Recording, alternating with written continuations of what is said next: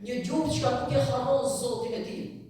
Një gjuhë e cila çdo herë është pikërisht pra e angazhuar për ta falendëruar, madhëruar dhe përmendur Zotin e tij.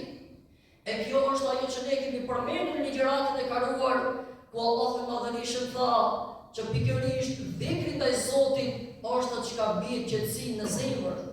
Dhikri ndaj Zotit është atë që ka bie lumturi në zemër.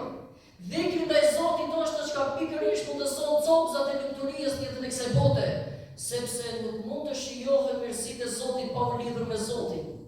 Kthehen pastaj ato në dhimbje dhe bela.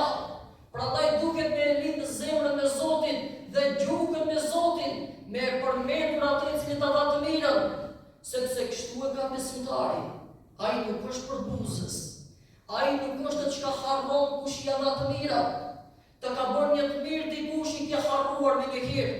Të ka plotësuar shumë gjëra, diçka s'të plotëson, e ti i kthehesh atij vrullshëm pastaj, sikurse ai të ka borxh ty.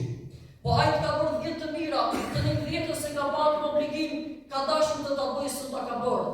Por kjo nuk do të thonë që ti duhet tani ti shkyesh krejt të mira që ka bërë në jetën e tij.